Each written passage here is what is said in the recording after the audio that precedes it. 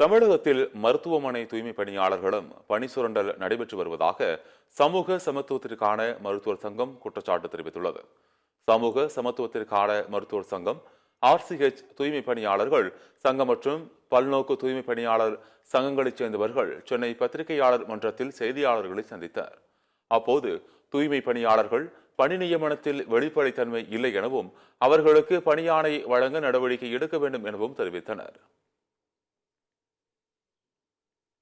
2005ஆம் ஆண்டு தமிழக ஆரம்ப சுகாதார நிலையங்களில் மருத்துவமனைகளில் ஆர்சிஹெச் ரீப்ரொடக்டிவ் சைல்டு ஹெல்த் என்ற திட்டத்தின் அடிப்படையில் தூய்மை பணியாளர்கள் நியமிக்கப்படுகிறார்கள். அவர்களுக்கு தற்காலிக அடிப்படையில் பணி நியமனம் செய்யப்படுகிறது.